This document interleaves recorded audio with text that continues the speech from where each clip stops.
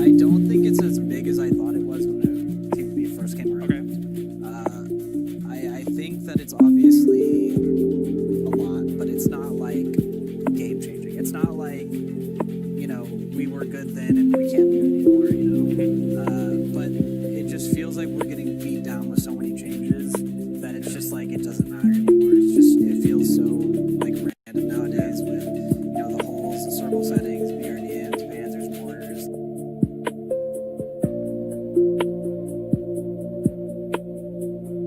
There's mortars, Okay. TVP, pickaxe. I mean, it just seems like there's just so much going on.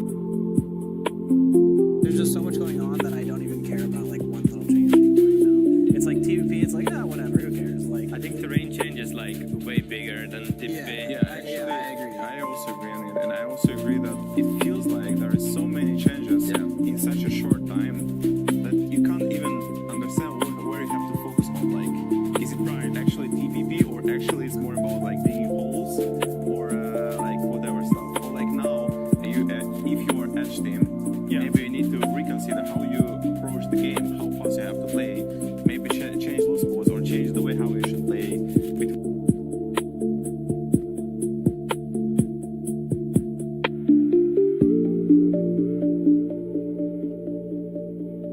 First, second circles, there's so many stuff to But, That's fair. but now it's just so much things happening. I don't even remember that I can mortar myself in the middle. Right. Because it's just like, oh, there's redstone holes there. How can we kill them? And at the end of the day, it's just, I don't know. It's so much things happening at the same time nowadays. For example, it's like you see a team mortaring a hole, you're like, we're smarter than them, let's take it before them, right? Yeah. So they mortar a hole for you, you take it in front of them, you're getting inted by another team that's already thinking about taking the same hole, BRDM flying in. and then a BRDM flies in, and then a mortar comes, and then you look at the map and there's a red zone on you, and you're just like, what is going on? There's a lot. There's so much, and then you start smoking yourselves, and then you have 4 blue zones on top of yourself by another team that's already third-party you, and you're just like, Well, I don't know what's happening. don't worry. Now somebody's going to drive through that smoke. And it's gonna be gone. Gentlemen, we were on a good track, but I am afraid we have run out of time. Thank you very much for joining me here. I love the conversation here with Batulins, Nixie, and Shrimsy. That does it here from Esports World Cup 2026. We'll see you for more. Hello. I'm your teacher, French teacher. Buzz. This is Buzz for the snails. A snail? What snail? Yes, of Hey, course. Chance, What you no do. snail. Wait, there's no snail. I bet there's no. Hold up. Wait. I got it out. Why can't you bring butter croissant? This place is mint. AJ. Alright, so when are we gonna do the? Oh! She's mad. Nah, she no. There is no way.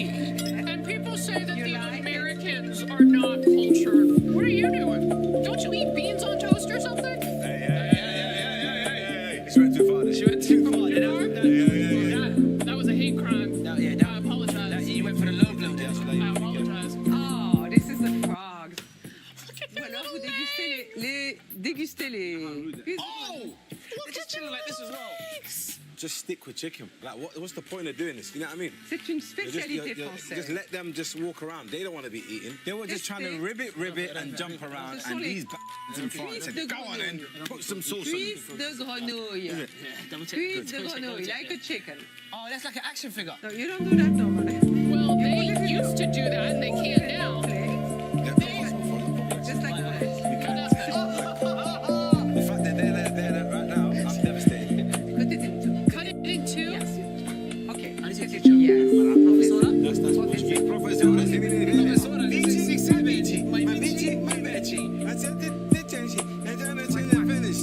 professor. Sorry. Am I insulting the French if I don't try it? Okay. Okay, here we go. 3, 2, 1.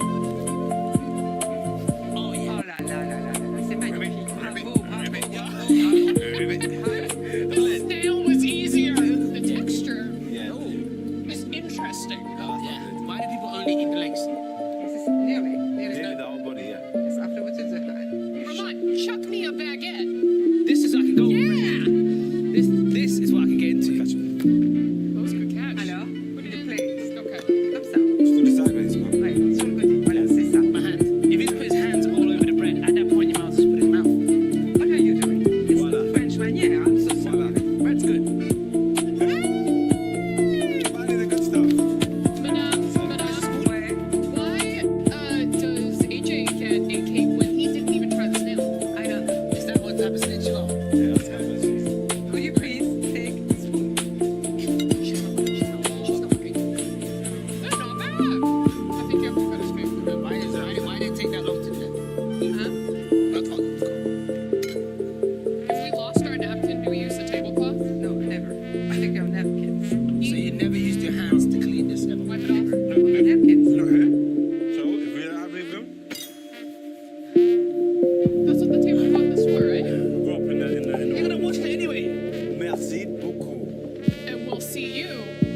next French lesson.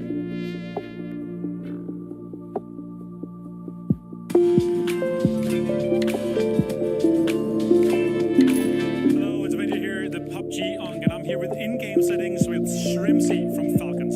How do we get a setup for an Esports World Cup past champion? I like to have my chair as high as I possibly can without my legs dangling so that I get like this 90-degree angle, you know? Right. Yeah, I like to be taller than my desk as well.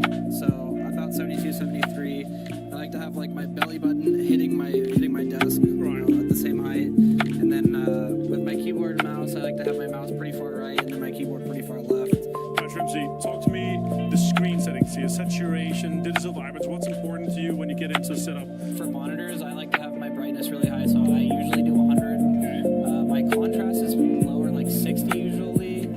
Those are really the only settings I mess with. Sometimes I mess with the color settings, but not a lot. And Shrimsy, of course, headsets also important here. Like sometimes you just use those, you get in-ears. What's your preference here? So I use in-ears personally. I think if I didn't play professionally, I would use a headset. It's a lot more comfortable. It doesn't hurt your ears at all. It's very comfy, so. All right, walk me through your mouse here. DPI, what's your sense, what's your hertz, what's your use? Because that's also something that's super important. You go in, you got to get used to it. You got to get comfortable what you're used to at home as well. So I use 800 DPI. It's one of the defaults. It's 1,000 polling hertz, and then in-game I use 35 general sense, so I'm pretty high. And last one here, the shortcuts in the game. A lot of people use a lot of different, but tell me, smokes, grenades, first aids, and energies. What's your shortcuts? How close it's to you? Is it something you use the menu for, or is it within reach? I have every single thing bounded to my keyboard. I don't like to use any wheels. Nice. So for my first aid, I have it on in because I can use it with my thumb. I don't have to go into tab and click it. It's just a fast key. My med kit now, which is super important because they buffed it. I use caps lock. So pretty much everything I can use while I'm, you know, peeking or crouching, jumping. All right, thank you so much, Shrimsy. This was in-game settings with Falcons and with Shrimsy from here. And I'm really happy that you showed us how to be one of the best. Personally, you're on my Mount Rushmore. Maybe not the GOAT yet. Maybe that will show if you win here. Thank you.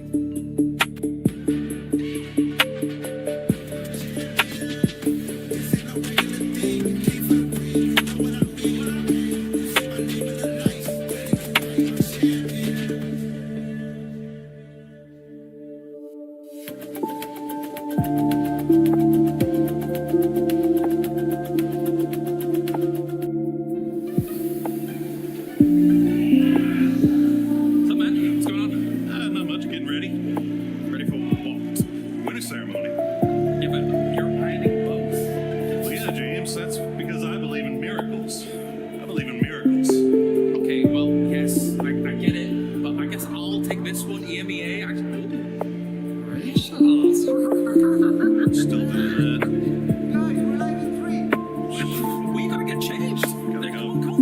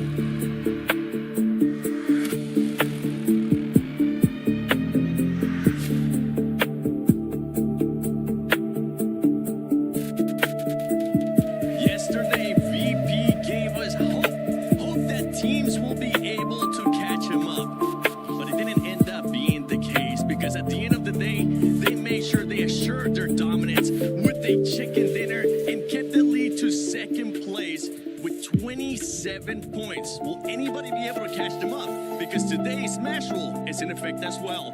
Welcome to the PUBG Battlegrounds us at EWC 26 Grand Finals. We'll be crowning possibly a new champion today for PUBG Battlegrounds. I wouldn't be able to do this by myself. I have none other than Godspeed, Lace, and Topfish with me. And even though we don't have the Eiffel Tower behind us, we do have the totem where the champion team will be putting their key up there at the end of the day. How are we feeling, Topfish? I mean, I feel good. Probably not as good as VP feels, though. I'll tell you that right now. But I think it's going to be an exciting day of play, no matter how you slice it, right, Godspeed? I think today is going to be incredible. There's an actual chance that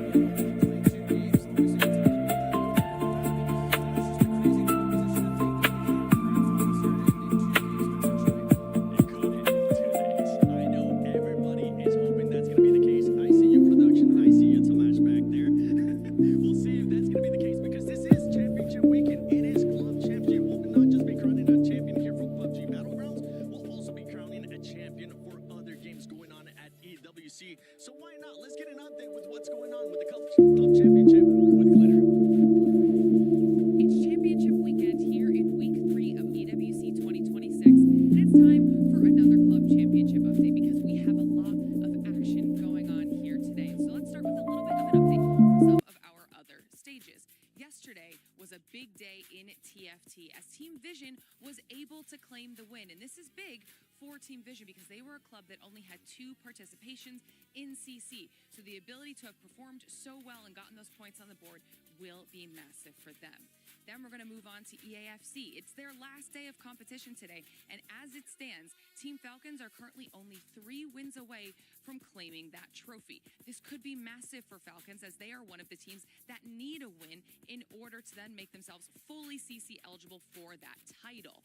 However, that could also happen in our game here today, PUBG Battlegrounds, as it is our grand final day. And we have a stacked lobby that is going to play into so many of our CC storylines that we've been talking about. So let's dive into it. At the top of our leaderboard, we have VP and Falcons. And like I mentioned for Falcons, they're still looking for that win, but so are VP. And VP have a massive point lead over the rest of the pack right now. So they've set themselves up potentially well for some success. However, also in our top 6 are Navi and Vitality, teams that have been sitting at the top of our CC leaderboard for the last 2 weeks. They already have their wins done and dusted, so for them, this is all about a points grab. Will they be able to add to their overall total, or if they even claim a win, that then becomes a win denial for the other clubs looking to do exactly that. So we will definitely be keeping our eyes on them. And then, of course, kind of a big surprise so far here in week number 3 is actually Team Liquid. They are at the bottom of our standings right now, and that's in PUBG specifically. If we're looking at CC, Team Liquid has 0 points on the board, whereas this is a club that has performed historically incredibly well when it comes to the club championship side of things. So an overall pretty slow start for Liquid, and they really are going to be looking to pick it up in the upcoming weeks. But of course, we still have 4 weeks of competition left in EWC 2026. So things are only starting to get heated up.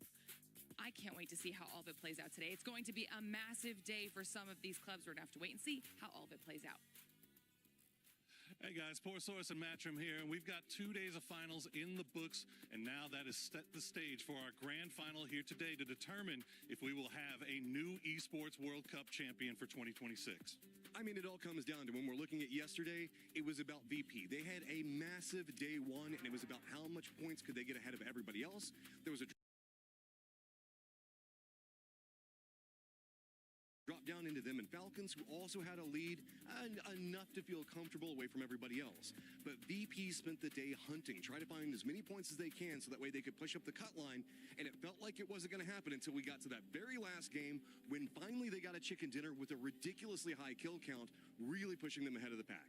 Yeah, you're absolutely right. Up until that point, it felt like they were hunting down Falcons. They were hunting down the teams that were kind of in contention with them, and they weren't really separating themselves that much. But that final game really really pushed them right up there. And Falcons honestly did a good job of keeping up, but there were other teams that also managed to kind of jump their way up in the leaderboard as well. Yeah, it was vicious day. And I don't mean because it was vicious because of lobby, I mean the vicious. These guys were popping off in a big way. Tycon suddenly finding his legs again and finding his aim, putting in a lot of work, that whole squad finding successes, and they were eating so many points. That's why VP couldn't really find the lead, and Falcons were getting like a couple points here or there, but they couldn't push their lead. And it all comes down to now, when we look at coming into today, we have a cut line for smash rules at 136 with VP on top, Falcons on the hunt, but I don't even want to count out VC yet. No, you don't. And they, so yes, there you go.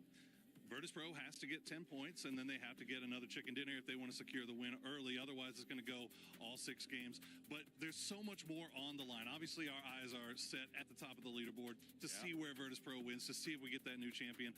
But up and down the leaderboard, there's more at stake when it comes to club championship points. Oh man, there's 2 squads that really want some club championship points coming off of PUBG, and it's going to be Falcons and VP. Luckily, first and second respectively. There was a bit of a come up after what we saw going on in TFT, so both of them kind of had a little bit of a shimmy in position. But at the top, whenever we look at club championship points, it's going to be Navi presently tied up, and then a little bit of a trail down back behind that. We've got Vitality, still in a good position. They've been hanging out around 5th place, so could find some decent points. But AGAL, who's in the hunt for club championship, just is not succeeding inside of PUBG right now. No, they're having a really tough go, and they have not a lot of time left to try to figure out how they can get a little bit more club championship points. Well, there you go. We've got a new champion at stake. We've got club championship points at stake, and we've got a whole lot of prize money at stake left here to play for. So, guys, make sure you tune in for the whole day because it is going to be sick. But that's going to do it for us here. We want to get you in the games as fast as possible, so let's throw it over to who we got next. Thank you, Poro and Matcher, for the STC Rewind, and also the One Take Queen Glitter with that Club Championship update. And for everybody currently watching at home, don't forget to do your pick'ems. Just check out the EWC Play app, put your predictions in, do those pick'ems, and I'm actually going to want to see which picks you guys are going to be doing. But we're not going to be doing the ones for who's going to win. We're going to be doing predictions for how many games is it going to take to crown a champion. Lace? I mean, look, I love a good show where there's lots and lots of games, but, you know, we've been shutting down the end here. Let's just make it 2. Let's just make it 2 so, you know, we can kind of chillax a little bit. I've got my fingers crossed, but I like a bit of action, but 2, please. I think 2 is a good guess for me personally. I think we're going to go 4 to 6. I think there's a good chance, depending on the way that the lobby shakes out, especially with everyone going to be looking at VP, going for that chase, as well as VP potentially looking to keep 2nd place down. There's a good chance we'll see 4 to 6 at the very least. I mean, honestly, it's 6. VP has no reason to do anything stupid. They're going to slow play this. I'll say 5 at the earliest, and I'm sorry. I want to believe it's going to be a cool smash changes everything situation. But unless Vicious comes out and just cracks off on game number 1 and makes it some sort of crazy race, I don't think it happens. My body's telling me 2, but my mind is telling me 6. But my mind. Now let's look at the Stony story of the day, which is none other than VP. By the way, these stats are from yesterday alone versus the Vicious. The reason why we're bringing this up is because Vicious had an outstanding streak yesterday in 3 matches where they were able to get top 3 finishes back to back to back, followed by 10 or more kills. I mean, that's what you got to do. Essentially, they tried to do yesterday what VP did on the first day, and that's how you get back in this match. Unfortunately for everyone involved, VP had the last game, right? If it wasn't for that, then I think both Falcons and Vicious would be on a bit of a better hunt schedule.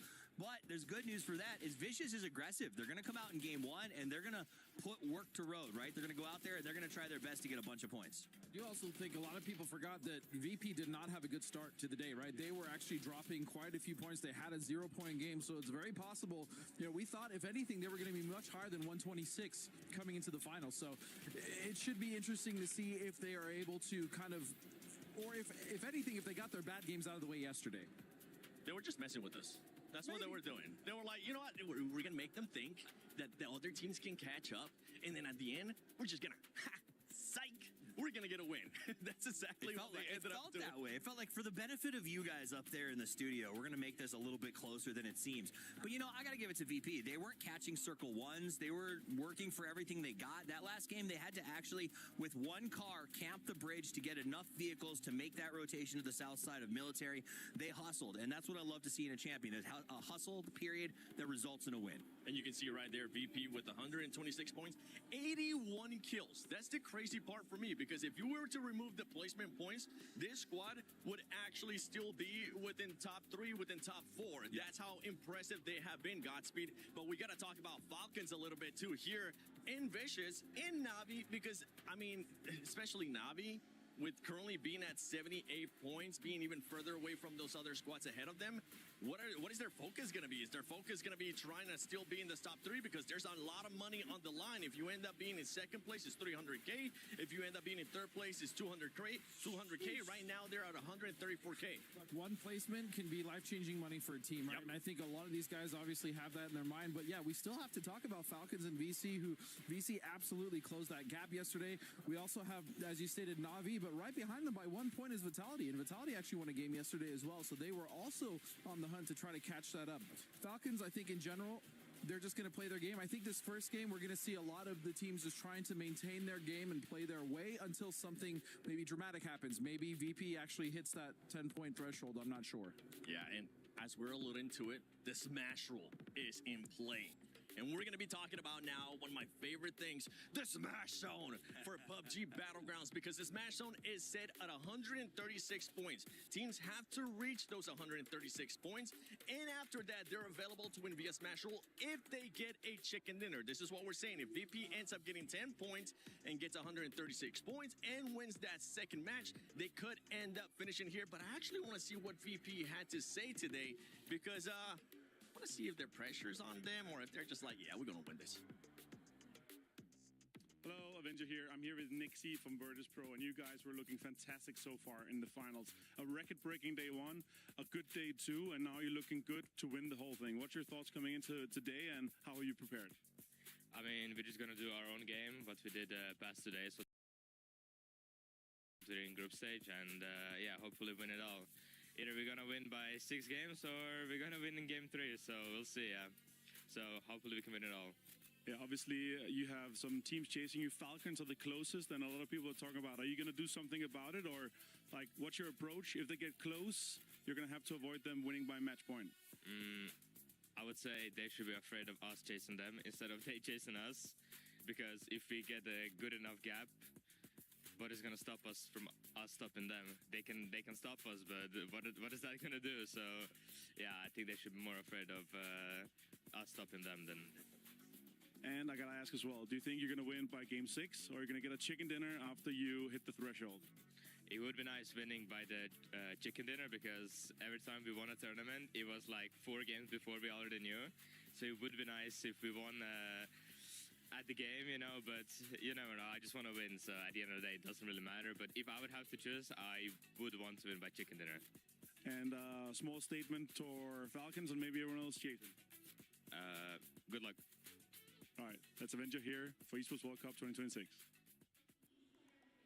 The other teams should be scared of them. I like that. And one team that has to be probably scared of them has to be whoever's going to be in second place. But at the start of the day is none other than Falcons. This is a team that is not only playing to be the champions here at PUBG Battlegrounds at EWC 26, but they're also playing for those club championship points. And I love this social media tweet using that hashtag EWC. Make sure you guys do it as well, whoever's currently watching, because it's pretty much VP looking at Falcons saying, we're probably going to hot drop you tomorrow.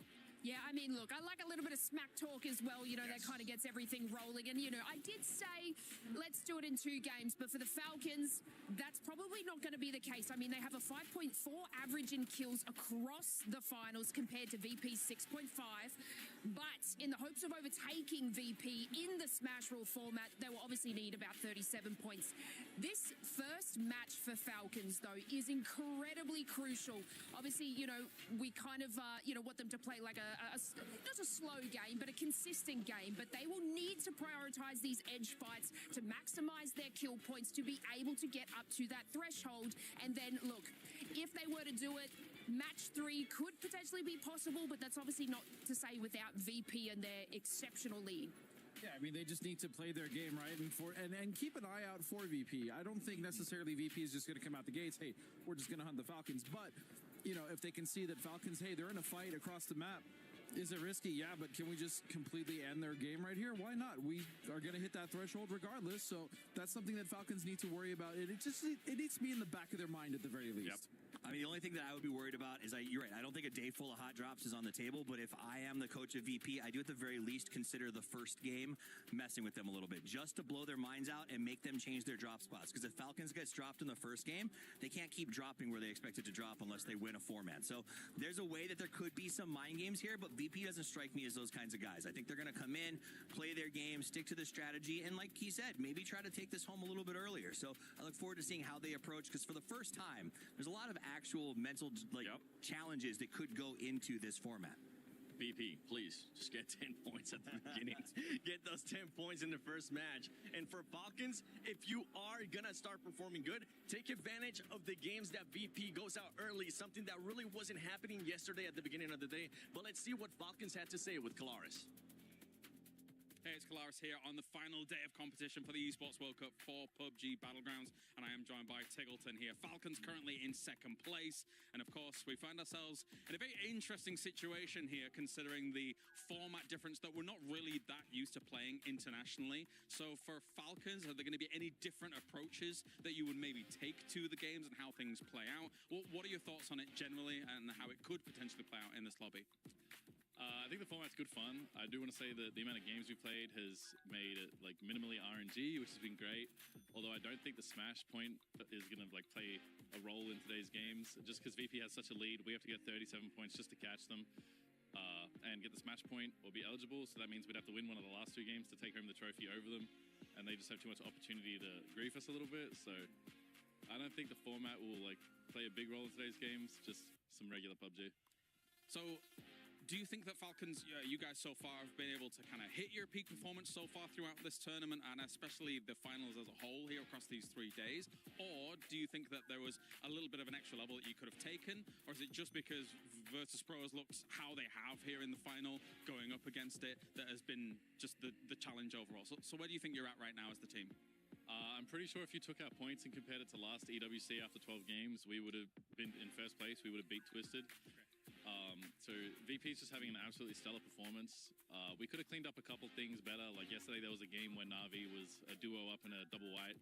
I knew it was Na'Vi in the house. 2 of them had died in the first circle though, and I couldn't recall that in the game that they had died. And if we had been slightly better with that information, for example, we could have crashed them and won the game that they won.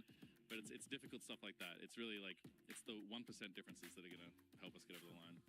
So, do you think that this is going to weigh on Virtus.pro's minds? I think a lot of people are trying to think right now what is going on in their heads, right? Because again, it's a foreign idea, it's a foreign concept that we're not really used to here in PUBG as a whole. So do you think that they may buckle under some of this pressure? Where do you think they're at right now?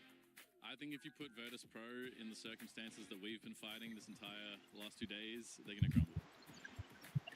Ooh, it's a big thing to think about, considering what is on the line here. Any final words, shout-outs here for Falcons? Yeah, guys, hopefully you guys enjoy the games today. We're in the James Dome out here. It's Kalaris' birthday. Let's go. Falcons did our laundry yesterday. We all smell fantastic, just so you guys know, watching at home. And, yeah, that's it. Bye, guys. Thanks for that. Bye. That's right, Tig. It is Kalaris' birthday. For everybody currently watching, whether you're watching on Twitch or YouTube, just spam happy birthday, Kalaris. I'm pretty sure he's going to love that. But he was saying, Tig was saying, VP is going to crumble. We saw a little bit of that yesterday.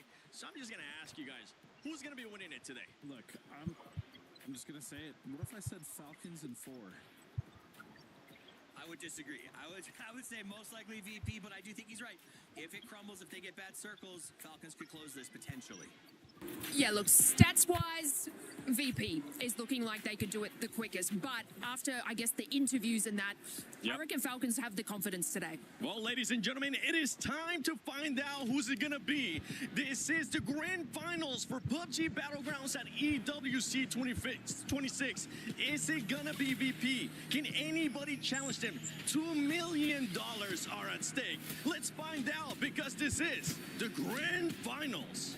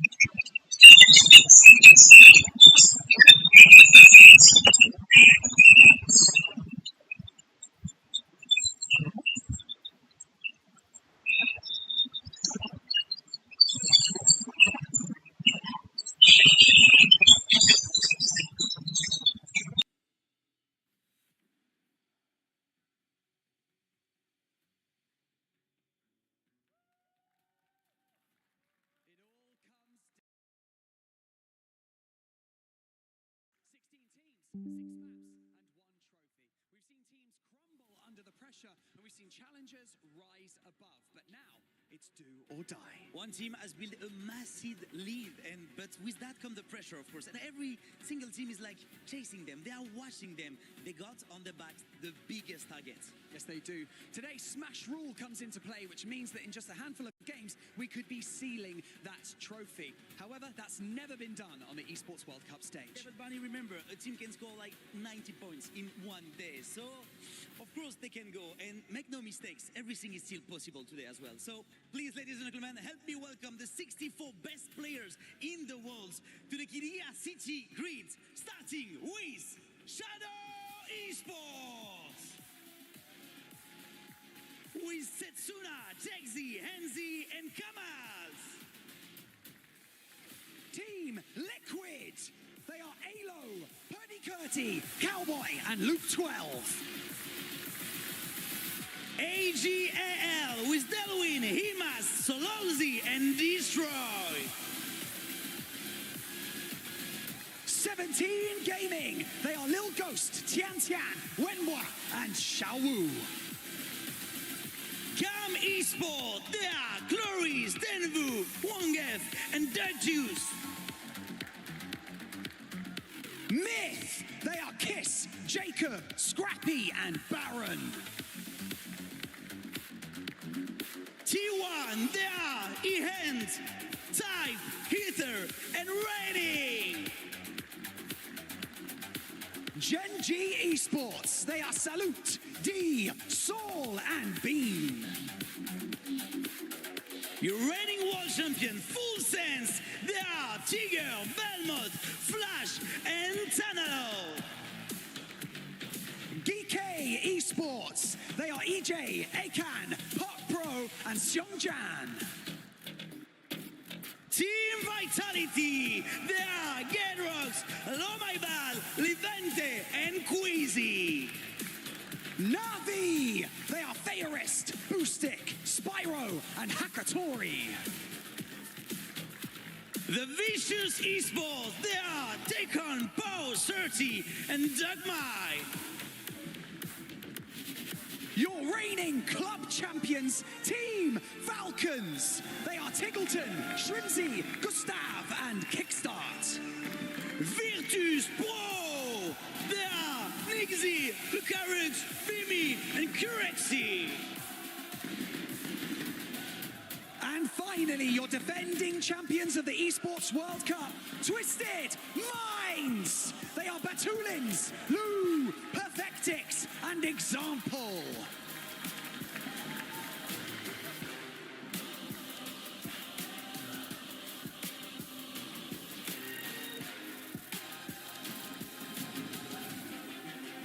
The journey has been relentless, and the finish line is in sight. 6 maps to claim your place in history. 6 maps, and the title could be yours. Ladies and gentlemen, the grand finals of PUBG Battlegrounds at the Esports World Cup in Paris start now!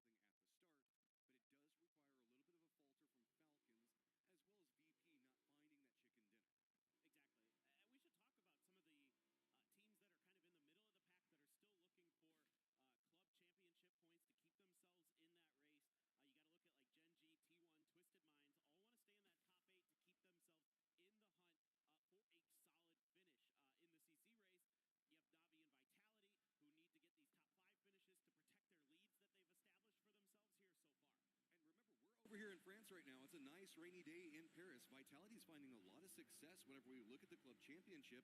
And again, in that hunt, every point that they can find is going to put them in a much better position in the club championship. Navi doesn't have as much after this, so Navi needs to have a pretty decent finish to at least secure themselves enough points to kind of feel comfortable as everybody else is going to continue playing after them. Exactly. And so, yeah, just tons of things to keep track of today, as every position does end up mattering in a lot of different ways, not only the money, but also for the club championship, as we're going to be kind of trying to keep track of it as best as we can throughout the day. The squad that's in third place right now, I believe, or fourth maybe, is AGAL. They've been playing in a lot of games, performing well, not having a lot of success inside of PUBG so far. But if you look at it, 48 points, it's 30 all the way up into fourth place with Navi. This is a squad in AGAL that really can find it on the last day, but they just haven't been showing it so far. Yeah, you're right. It hasn't been kind of that explosive gameplay that maybe we were hoping to see from AGAL, but no doubt that they can pop off at any given moment. They're a team that seems to thrive when the pressure is the highest, when it feels like they're down and out and they're not going to make anything happen. They kind of pop back into life. Now, Boostic has gotten lit up pretty heavily by T1 in transition, but it looks like he's going to get into some level of safety there for Na'Vi as they slide into the compound ahead of T1. Okay, so we're looking pretty quarry heavy right now for most of our players. Most of them actually playing west of quarry and to the north of it, so we're pretty coastal on play. VP's got their backs up against the coastline. They do have a 2-2 split that's for full sense directly in front of them. AGAL's just going to be the northeast of that. Shadow's playing the coast just to the north of one of the duos for full sense. We haven't seen too much of a commitment onto quarry. Really, it is just one of the players for full sense. Navi now trying to get over there. T1 kind of eyeing that pathing. Squads not yet inside the circle are going to be Vitality. Twisted's about to touch it. DC, Falcons, and Geek as well as Myth about to approach about middle of the circle. Yeah, I think a really good day yesterday for Geek, who really started to kind of pick up their pace, find a little bit of their own footing. It's been kind of a struggle for them, but up into sixth place to start the day. And again, another team that, you know, wants to get in that top 8 so they can continue to keep themselves in that club championship hunt.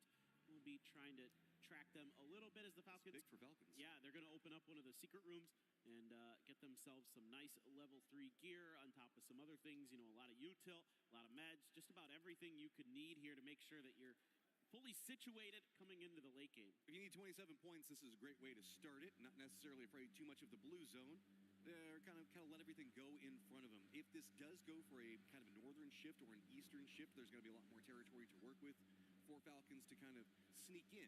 But that is mostly field play. When we see a bit of Everest still inside the circle, a smidgen of what we see in South George, leading around the Gatka area, and most squads are kind of avoiding those fields right now, knowing it's going to be just brutal to rotate, instead hoping the fact that we just stay much more coastal around that quarry location, and the sitter meta just stays strong. If you're coming into this late, you're just going to run through a gauntlet of about 4 or 5 teams, and it feels like that's what Falcons is trying to avoid in their slower rotate, while VP went for the much earlier rotate, get in position on the coast, and then don't have to worry about it on the other side. But both those teams want to play outside in eventually. Like, if they get center, fine.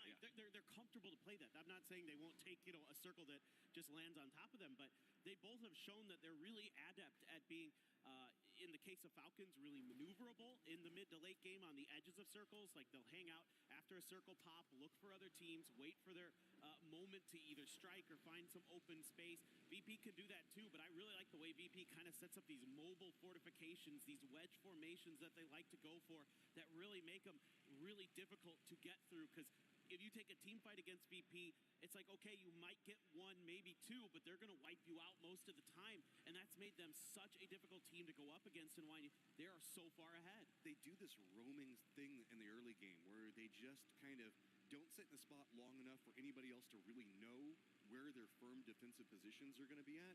And so a lot of people kind of overstep, thinking that they have the opportunity, and then VP just counter pushes on top of them. Ooh, that circle does stay right along the coast. VP going to feel great about it, hoping that maybe they can get those 10 points in this game. Northeast is going to get clustered real fast.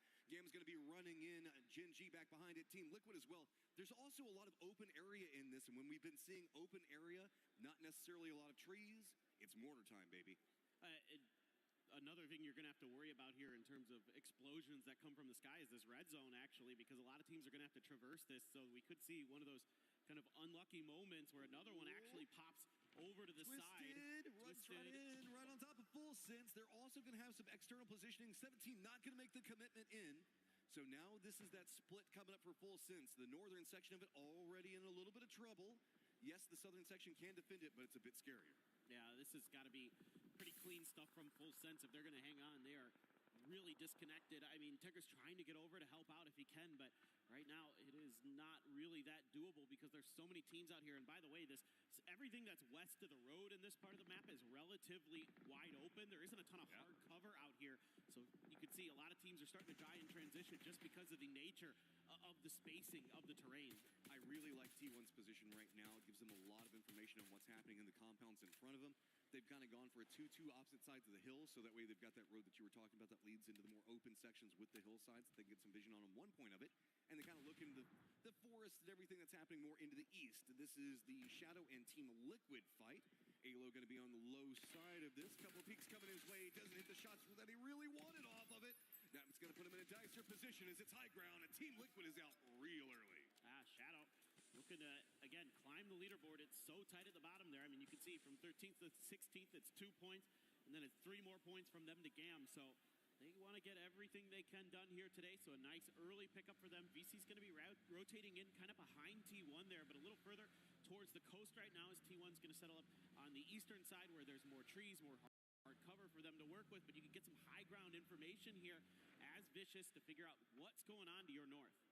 We also do have Vitality that I believe, no, Vitality's already done their emergency pickup and their shift in. There's another one that's going to be happening to the north that might go more VP-sided. We'll try to keep an eye on that. Falcons are going to be playing the northern area of Quarry, so it's going to be Navi on a 2-2 split for positioning. See, Alo and the rest of the crew ran up on this hillside, already in control. Alo did manage to get the knock on Setsuna, but then after that, it put him in too much of a bad spot. The high ground positioning, he had to go for meds and then just gets instantly pounced. Yeah, it was just rough timing there for Liquid, and with Shadow already claiming that real estate, made it all the more difficult. Navi has some real estate of their own, a 2-2 split across the tops of the quarry there. Kickstart going to be getting shot at a little bit, so he's going to peel back, but he's going to be able to see quite a bit inside of the quarry, inside of these fields that are just to the outside. We're still going more west. I was kind of wondering, I'm like, is this one just going to keep hard shifting over towards these mini peninsulas? I mean, VP is loving it. We got Geeky that's making the emergency pickup on top of it. Twisted actually did call an emergency pickup of their own. They could try to leapfrog over all of this, but we do have VC that's got coastal control around the bays down to the south. VP is going to have the hillsides. T1 on the other side of it. To the north, the cluster is creating a death funnel, all stacked on top of each other. Early rotate for GAM is going to be very beneficial, but it's going to be Vitality as well as 17 mostly gatekeeping out. And it is going to be Gen G, Anyone's Legend, Full Sense, Shadow Esports all trying to make a path over there, and maybe Twisted if they don't go for the commitment, as it is going to be GK making landfall, but it's going to be right next to VP. That's not going to feel too good. No, all they had to work with over here was some of the craters created by a red zone, so they're just going to have to drop in there and try to make it work, but it's really going to be difficult because they had teams rotating in that direction. Akan already down, and you have Full Sense who's in trouble up on the north side. The retreat away from VP's firing line opened up VC's firing line on the coast, so that's made it a lot more problematic. Also allowed GAM to squeeze in right next to him, so GK clinging to life on the coast with near on nothing to work with. You can see it's just a couple of smokes down and trying to use the ridgeline of the beach itself. Luckily, VC can't commit too much more in just due to the positioning. They're afraid of where T1's going to be playing from, but T1 has already taken shots into Navi right now.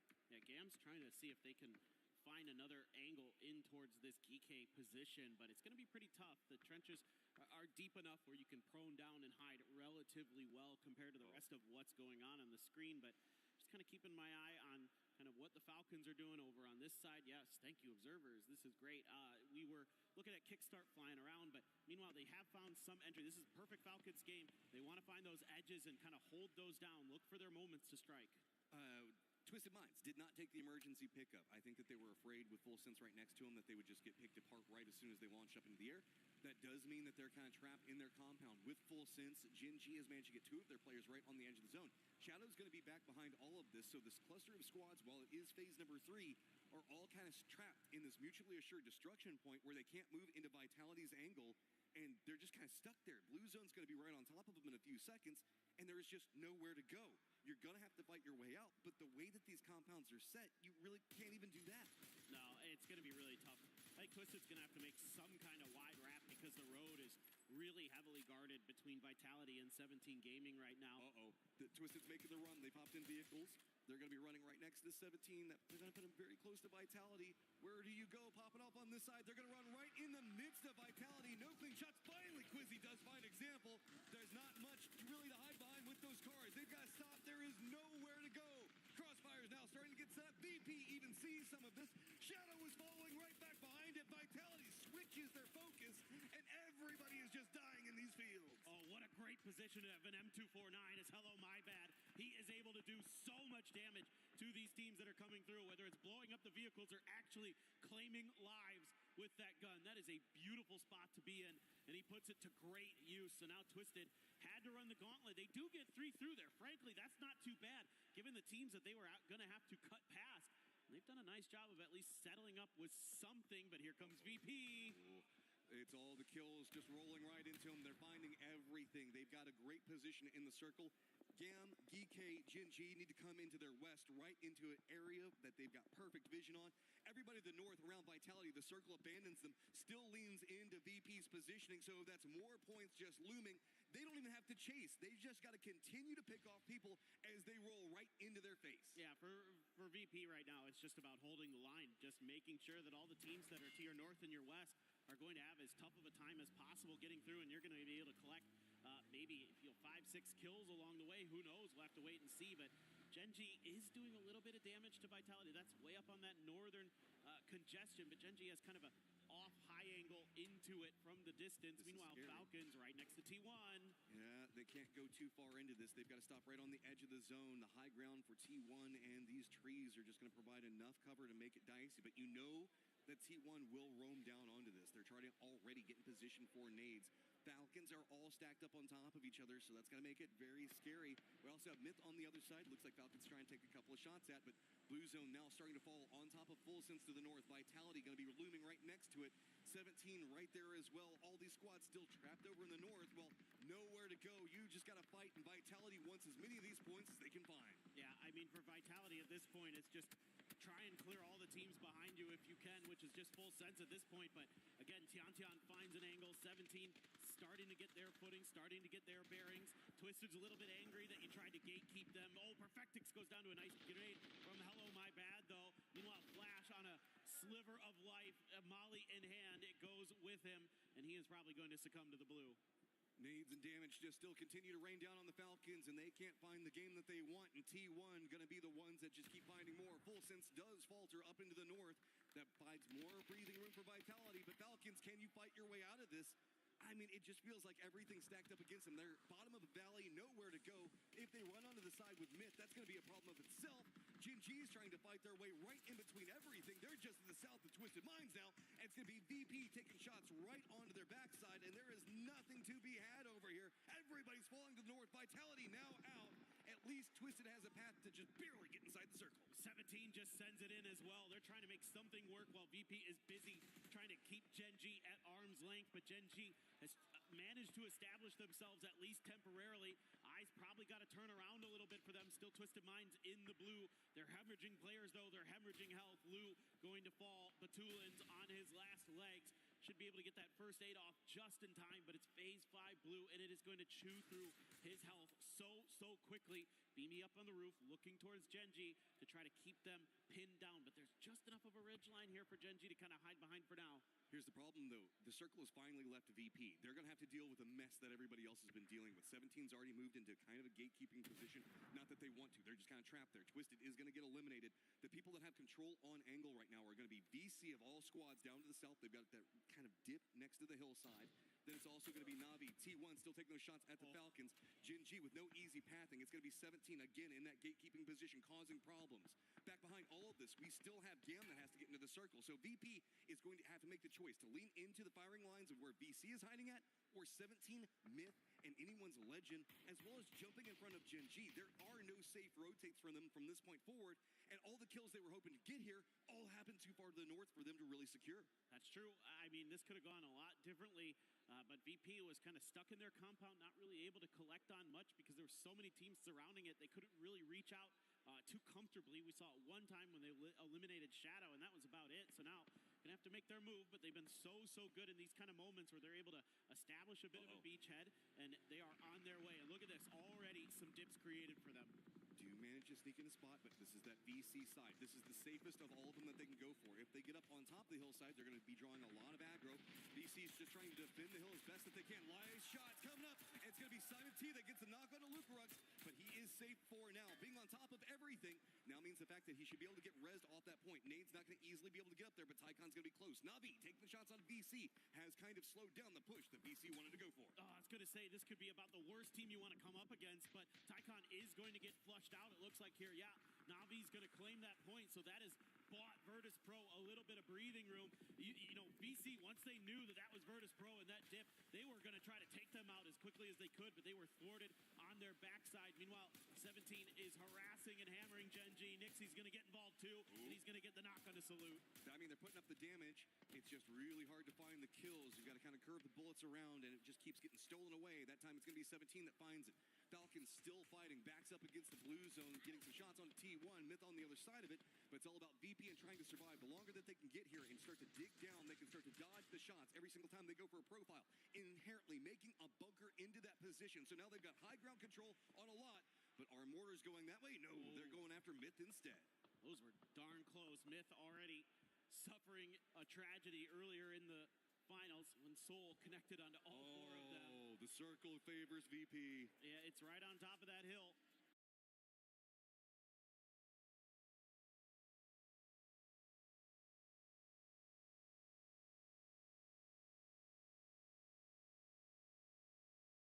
So VP, you're going to need somebody to displace them here so they don't hit that point threshold. I mean, they're getting closer. And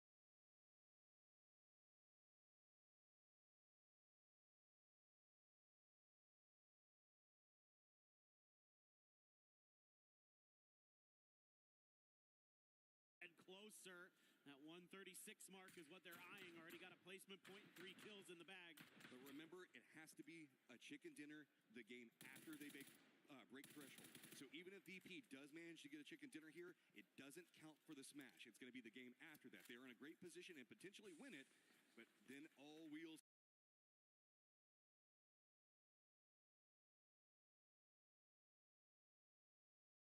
come off. Falcons knows this. They've got to find something over here. They've got Myth and T1, 2 squads during the group stage that were just rampaging on top of everyone. And now Falcons has to fight against them just to touch the circle. And if they do, the only section of the circle that's going to be near Falcons is that lip that drops down into the road where there is no safety to be had right on the edge of the zone, and it's going to be vulnerable to multiple positions in the egress. It's just time to fight for Falcons, and they know it. They've got to just drop whatever utility they can on Myth and start finding some kills. And they have found a huge knock initially onto Baron. They're going to look to try to flush that out if they can. Scappy has a foxhole for himself, is going to remain in that safety. Jacob, no helmet here in the blue. This is not comfortable at all for him. He's just going to be able to get that first aid off in time, but the vehicle rolls away from him. He's going to have to chase it down even further into the blue. Falcons turn their attention up. They almost pay the price. Goes down to blue zone. Kiss, though, finds Gustav, gets the knock on him. The timing's going to be really bad. Blue zone on top of him. It's going to be Falcons fighting up the hillside. Nade rolls down. Doesn't get a lot. Tig's got to be careful of the blue zone. Scappy on the other side. Myth finds Falcons and demolishes them. And it's Kiss who gets most of the kills in that exchange. That is brutal for Falcons. Only 1 placement point, 1 kill. Virtus Pro still 4 up, center of the circle. Things getting wild over here. T1 gonna take their crack at trying to deal with Myth, but they are getting absolutely lit up by AGAL. They strike from the hillside. The climb trying to start for AGAL. Weakened squads galore. Nade's now starting to rain on top of VP. Problems mounting for them as well. Finally, Vicious has a way to get up the hillside. Navi had to move closer, so it denied out the sightlines on push. Notice Beamy down in the low side of the hill, though. He could be the guy that manages to turn this back around and stop VC in their tracks.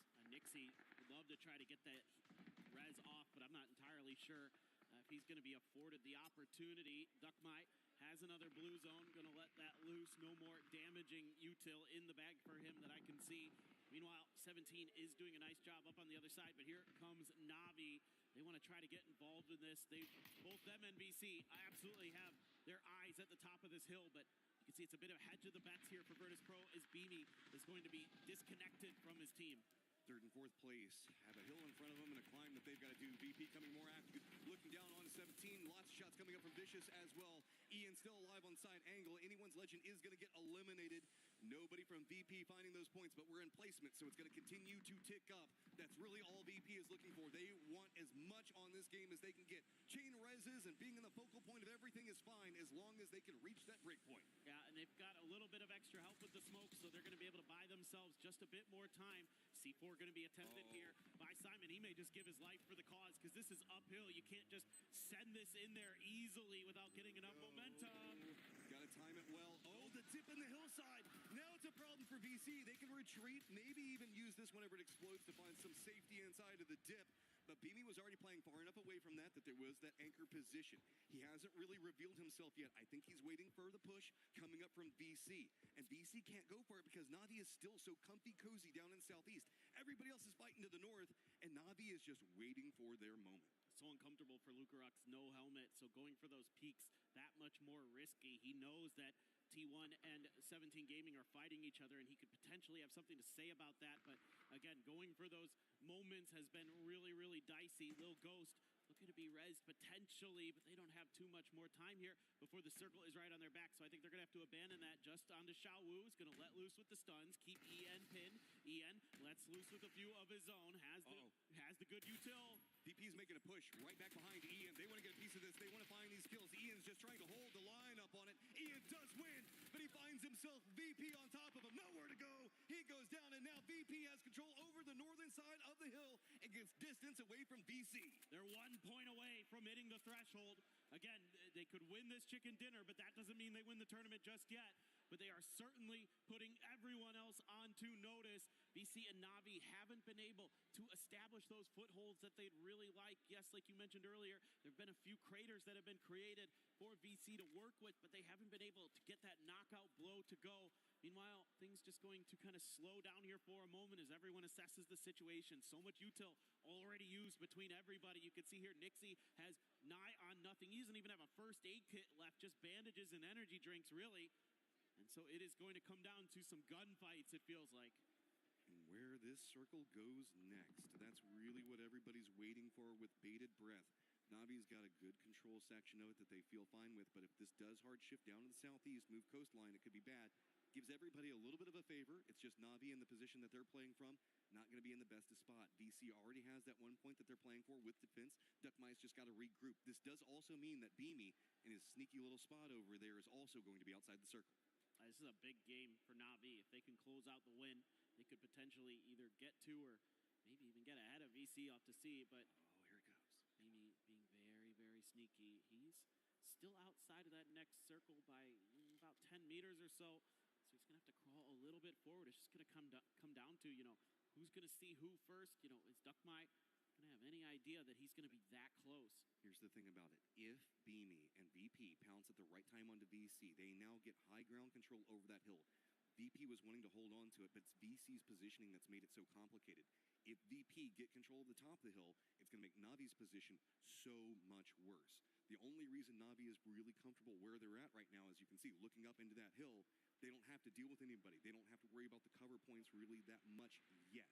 If VC falls, VP will have the perfect way to close out the game. Na'Vi is hoping that maybe VC finds this firefight for themselves, but that's a mixed bag.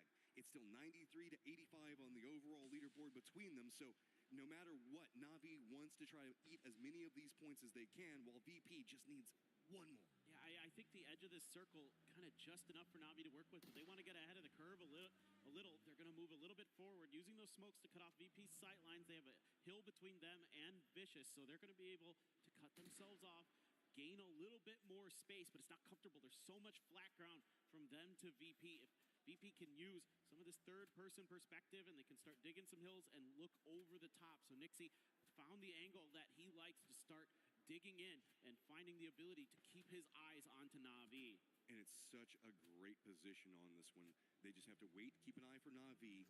bgmi's got to hold back VC, or at least feed the information over. That's allowing VP to go a little bit more aggressive, to see if they can weaken, maybe get a knock or a flush onto Na'Vi, who's 4-man strong right now.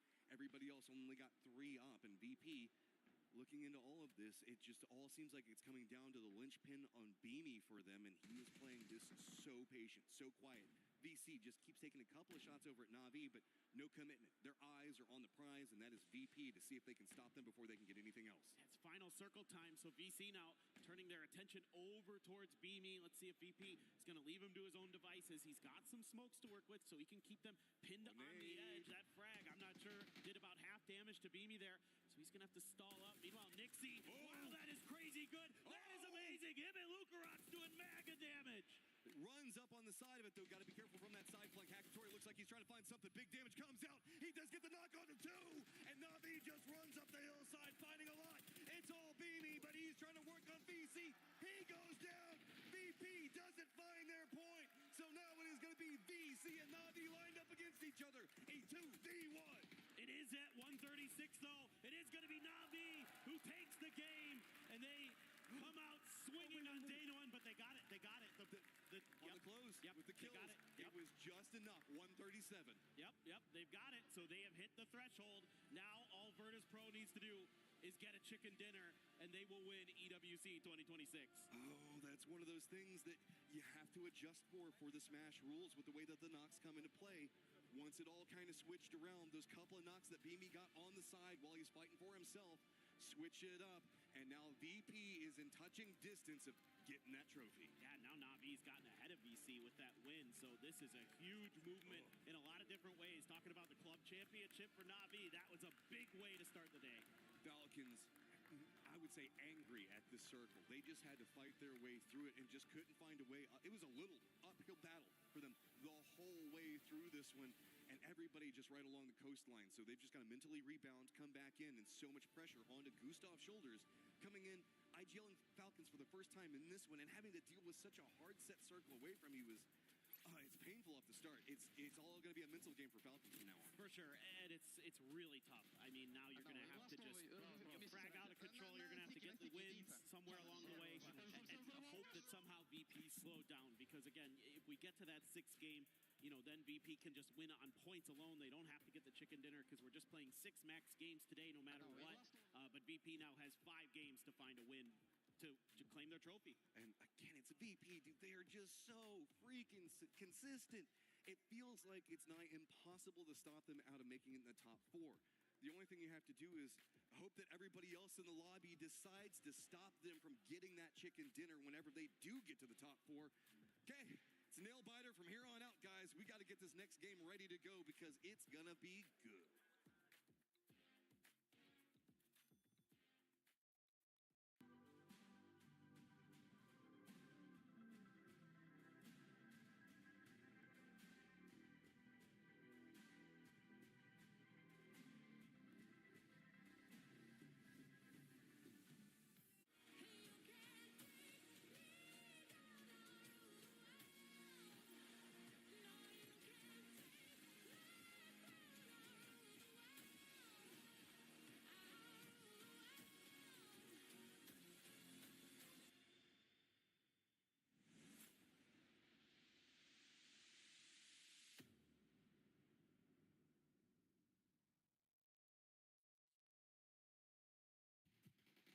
Shrimzy with 8 kills here on this Erangel. I can't believe it. How does Shrimzy do it again? Falcons has been carried to this victory. They are looking spectacular here.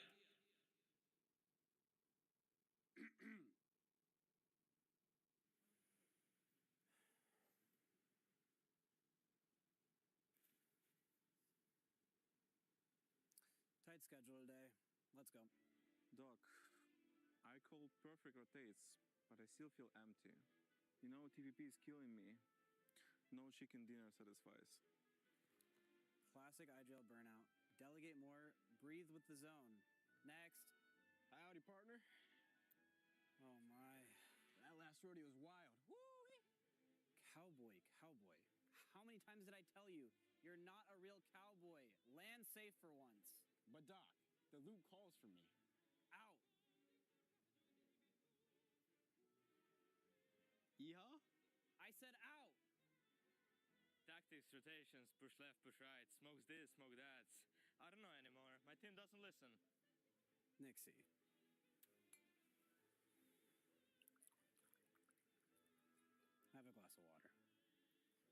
Stop overthinking every pixel. Patience wins too. Listen to what the zone tells you. Patience, man? Bro, we're dying. The zone is closing in. Everyone says we have to win. We need to win. Sit in the zone. Next. Bảo anh em tôi. Trời ơi, tôi có bảo đây, anh em smoke ra, anh em nhảy vào smoke để smoke cho nó sai nữa. Guys, calm down. I don't know what you're saying. Chicken dinner? Surviving in the finals is much easier.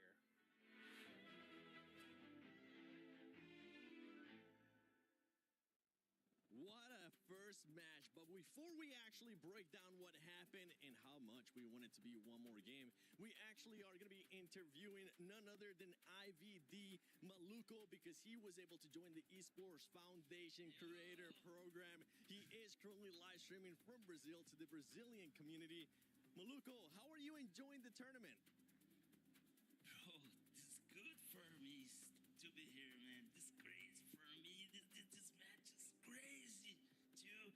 And this good. Say, from Brazil, Caraguatatuba, you know? Thank you for joining. Thank you for EWC Creators Program. This good. This good. This very good, bro. I'm glad you're liking it now. We don't have any Brazilian squads, but who are you rooting for? I'm root for Furia, bro. Furia. And this match, my heart is Furia, but I'm char and rooting in last game on group R8.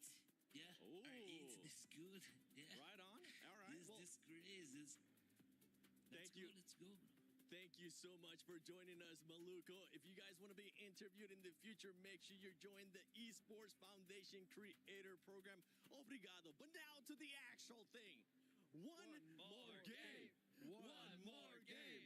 One more game. Because VP was able to get the 10 points that we needed to see, Toffees. I mean, it was a wild game. I think there was a possibility that maybe Falcons could have stopped them from hitting that 10 if they hadn't been completely wiped out by Kiss. And VP played it perfectly. They got a good movement. They had a compound that no one could crash. And Godspeed, it's wild that they did this on the first game. Yeah, I mean, they only needed 10 points, and they still managed to get 11 somehow. Want to give a shout-out to Nanas Vincer, of course, for winning that game. But I have to say, it's super unfortunate with the Falcons as well because of their rotation. Yes. They started all the way on the east side of the map, did a wide rotation, made it to a good spot, only to get wiped by Kiss. Yeah. When you try your best, but you don't succeed. Yeah, I mean, like, Falcons had, like, that furthest rotate from the eastern side. And, look, they used and grabbed as much utility as they possibly could on the rotate. I kind of thought they were going to tail Vicious at one point, but, you know, we had Kicksguard side and kind of, like, scouting in the sky. But, man, the zone pulls for them just... They were being shafted the whole entire game, honestly. But you know what? VP read this circle so incredibly well, clearing what remains of T1 on that north side, and then sort of focusing on Vicious, who were kind of like playing a little bit sneaky on the southern side. But look, you heard, you know, them in the interview. They were like, oh, yeah, 6 games. Yeah. I think they were lying to us. So here's the thing. VP wins in the mid game, right? So they dropped at Ferry Pier. They got out very quickly. They moved to a good compound that's defensible. They made sure teams had to stop short of them. We saw them sort of cause that kerfuffle by taking some shots where Navi and I think it was Shadow and a few others all ran into each other and got stuck. And then they moved to the top of the hill. Very proactive, ran a nice 2-2, so they couldn't get wiped out all at the same time. These guys are proving to us they're the total package, and here's why I love that. Coming in this far ahead, it would be very easy for us to go, well, with a lead like that, you can win by just taking it easy. How better to prove you are the best team in the world by coming out and saying, even though we could take it slow, we're going to drop 10 on 1 and show you guys just how powerful we are. And they were able to do that. And now we're starting to see the crowd getting alive. Even in chat, I see y'all with that copium saying that Falcons is going to be winning. Let's see if that's going to happen because right now VP is absolutely dominating. And I love that we got a chance to finally see Myth-Kiss show up in the grand finals, just absolutely destroying the Falcons. So VP is a good story, but it does something really important, Godspeed. It makes everyone else, they're on notice, right? Because the difference between, say, 5th and 3rd is hundreds of thousands of dollars. And you now know that VP could win this at any moment. So you have to play every game like it's minutes you're last and make as much as you can. That's also the big threat, right? Like, if you are one of those teams that just has no chance of winning the actual event, you still have so many spots that you can go up and try to, again, raise what you're getting to get home with. But the other thing to think about is, if you're one of those teams, if you notice that VP is in the winning position, do you sacrifice yourself to stop them from stopping the tournament right then and there? I mean, it's going to be a hard decision because everyone now has their eyes on VP. The threshold has been crushed and they're ready to go.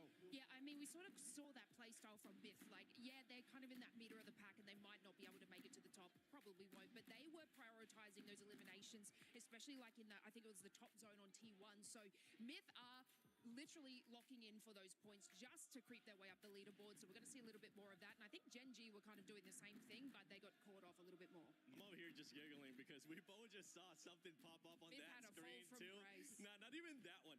It was find VP, kill VP. That's what's going to be happening. But in here's this the second problem. match.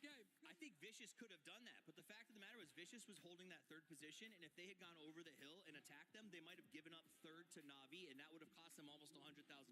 So they can't risk. You can't throw your bodies at VP like that, and that's sort of, I think, what opened the door for Virtus Pro to lock up those points. And I do think the gymnastics of playing these Smash rules is something a lot of these players are not actually familiar with. It's not really something that we implement all the time. And again, it completely changes how a lobby works depending on the points. But you know what? That's what these teams have to adapt with. You heard Shrimzy say it best. There's constantly changes. You just got to adapt. VP could end up closing it out on this next match. Is it going to be one more game, or is it going to be 3 games as we're going to the second match of PUBG Battlegrounds at EWC 26 Grand Finals? Thank you very much. The book of Virtus Pro here at Esports World Cup has been legendary, and they are down to one more chapter. Can they close that book here on Tego? I am Porosaurus. Joining me once again is Martin, and Virtus Pro, Martin, has been absolutely insane. Yeah, what a way to start things off with here. To get those 11 points needed to then, let's see if they can do it in 5 games. They just need to win 1 game or fend off everyone else. But the chase is real. It's extremely close from 2nd place to 5th. And 2nd place is $300,000 while 5th is 100. So you can jump up that leaderboard quite easily. We do go to Tego here for our 2nd game of the Grand Finals. So take a look at all the 64 players. 60 nervous faces because they hope this goes for as long as possible to see if they can jump up to that leaderboard. Still so much left to fight for up and down that leaderboard. So much money on the line, as you said, so many club championship points on the line. Na'Vi making a run there in game number 1, securing themselves 3rd place overall. But they are in a tie with Vicious. They've got Falcons in their sights, only 6 points ahead. As we see everybody dropping across the map, looks like we're going to avoid any early game nonsense to start off with. And Virtus Pro once again have actually split here. They got 3 on the northern island. They've sent Luca Rux down to the south. We'll see where the circle decides to go. Yeah, this is definitely a very interesting split for VP to go across all sides here. Coming in from the western side towards the east. And we'll just jump over to what the kind of... This might be a remake, though. Yeah, let's see what happens once we get locked that in here for sure. It looked like I don't see too many games going on. I don't think screens. No, it definitely looks like a remake. Okay. Well, there you go. All right. Well, built up all the tension, just for the tension to build up a little bit more here as we check in with those Virtus Pro boys. They don't look like they're too stressed, though, do they? No, you saw them also in just after the game. They were laughing their ass when I walked up here. I did look at the guys that are like, oh my God, this was just insane. They were having so much fun with it. And also the amount of points they're already built up. 36-point lead to 2nd place. It's just an impossible task for anyone else. And as we heard, also in the player interview with Nixie, he was like, okay, this Smash rule, if we're able to do it, wouldn't it be exciting to both win the game and then win the whole tournament with that? We do have a technical pause, as you guys see here. We're going to remake that game. Get that match going once again. That's how it goes sometimes when you have those 64 PCs, tons of observers and everything going on. Sometimes you just have to go for a technical loss, just to make it a little bit more exciting. Yeah. Well, we just want to make sure everybody's in and everybody's good to go. Well, obviously we talk about the teams up and down the leaderboard and Virtus Pro doing they're doing. Vitality fans in full voice here, trying to support their team as they make their way through. Cam even getting involved. But we also have another fight going on that I don't think a lot of us were expecting. That's the fight for MVP. Nixie obviously just fragging out. He's going insane. But Soul is right there behind him for Gen G. Yeah, if Soul can do it, that'd be crazy. Also, the amount of knocks he's had and everything that's been coming along for them has been absolutely unreal. So I'm really excited to see how far they can take it. Right now, let's go through it here. 29 kills for Nixie, 26 for Soul. And for the most damage, Nixie leads by 600.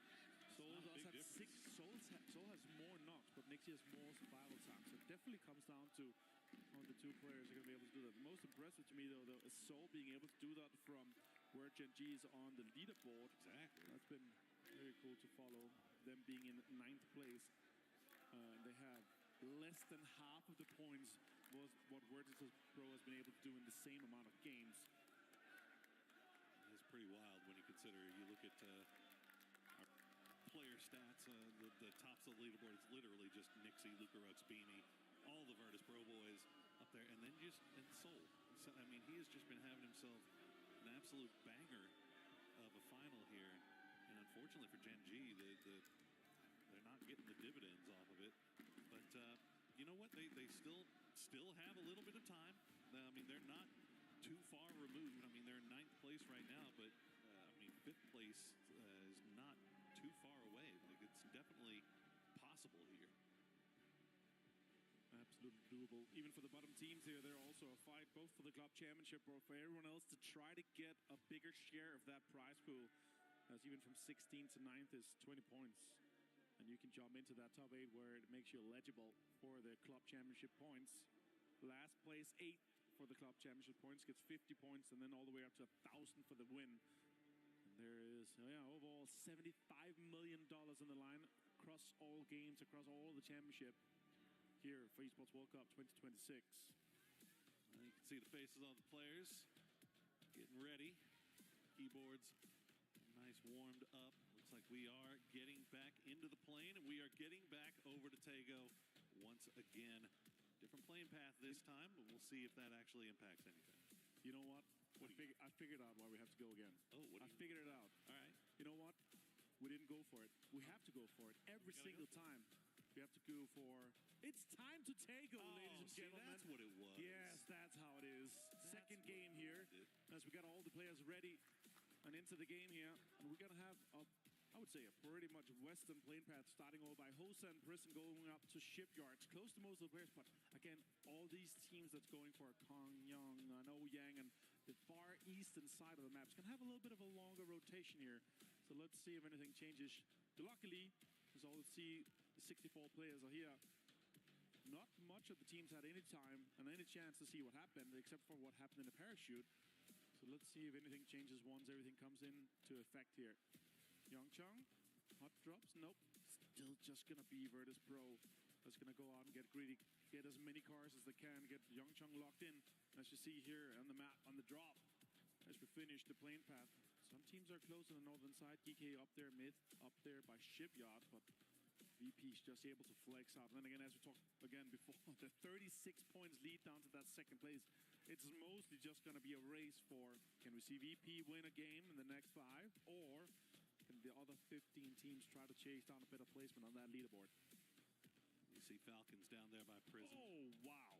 All the way on the edge, but I think they're pretty comfortable with that, right? Like, even though we see the circle shift all the way off to the north and away from them, when you have a drop spot that is on the edge like that, you're kind of going in there assuming that we are going to have to travel, right? Yeah. So not anything that they're going to be too uncomfortable with, as we do see that first circle pop there. Is going to be the river going kind of through on that northwestern side, but mostly mainland. I don't think we'll see, unless, I mean, a hard shift to the northwest would be insane. Yeah, that would be, then we could just say VP has found the magnet for this tournament. Yeah. Although they have been fracking out at an absolutely insane level. 87 kills in 13 games compared to the 66 and 48 we have from Falcons and Na'Vi. It's been very impressed with how they've been able to form. As we jump over to Nixie here, and of course, very likely if VP is able to close this one out, that we're going to see Nixie also lift that MVP alongside lifting the trophy for Virtus Pro. Absolutely. He has delivered a performance of a lifetime here at EWC. We've already seen it so far this year. Virtus Pro, their records at PGS has been pretty impressive as well. So, I mean, they talked about a team that was coming in here extremely hot. Virtus Pro was right at the top of everybody's list, along with Myth, who have not been able to really find their footing here in the finals, but still a very, very good time. I mean, we saw what they were able to produce during the group stage. You know what? Now that I think of it, and we're half a year deep in the international scene for PUBG this year, you could argue that VP is probably the team that has been able to transition from being a top team last year to also bring that in and adapt to all the changes that have happened this year. Compared to all the other top teams we had last year, Twisted has struggled. We've seen Full Sense struggling compared to what we know they're capable of. AGL has struggled a little bit. T1 has kind of maintained that same, top 5, top 8 area. And sure, with some good games here, they could even jump even further up now that they're only 10th. But they're close.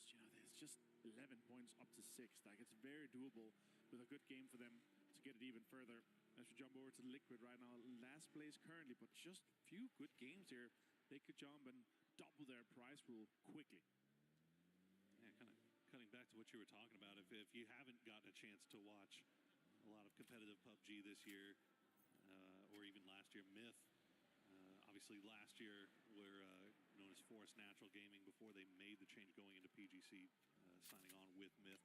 They had success last year in FPP as well, but it was very inconsistent. They started to find a little bit more consistency here so far this year, along with a number of the APAC teams. But then on the other side of that coin, you look at the Chinese teams, and they came in to the year looking so good and so scary. I mean, we saw a resurgence from teams like Petrichor Road, teams like 4 AM. And then as the years kind of progressed, I don't know if everybody else has caught up to them or if maybe they leveled out a little bit, but it just obviously hasn't been there. I mean, we're missing 4 of the 5 Chinese teams didn't make the finals. 17 have made it and kind of underperforming, I would say, for them. They're in the struggle both along the other teams in the bottom 8, trying to compete for that club championship for sure. So we both have AGL, Team Liquid, GAM, Shadow Esports 17 down there. Gen G is a big name, and T1 is a big name also in the club championship. As Gedrox actually catches a bit of lead here. This Team Liquid is in the chase. Birdie Curdy gets him with a headshot on the drive-by. As Liquid double up here, an all-or-nothing match for them today. Yeah, there was very little chance that Team Liquid was going to allow Gedrox to escape that when they were already in vehicles. So they hunt down that point, secure that point for themselves. Now they do have the rest of Vitality off to the north. They also have Gen G making their way into the north side of Yongchang. We see Myth run into Tambu, losing Kiss early. That is rough news for them, as he has been a superstar player, and Jacob actually nowhere near this. So we'll see if Myth continue to stick around if they're able to get Baron out. Just a fight for straight up positioning here in this eastern side of the circle, hoping for it to come back across the small river. More utilities being directed towards Myth, as Baron is actually spotted on the other side. He's taking some shots towards Tanwu. Tanwu catches a headshot, 58 damage done with the MK12. It's going to give his position away, though, and now the rest of the GAM boys know exactly where Baron is. Dropping the smokes will slow things down for now, as another member of Myth will try to...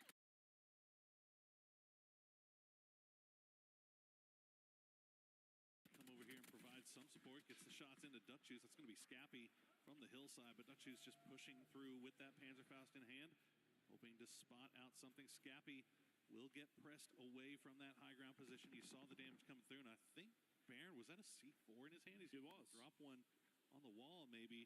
Trying to take GAM by surprise here. Panzerfaust in hand. Duckjuice will take him down with the suicide Panzer.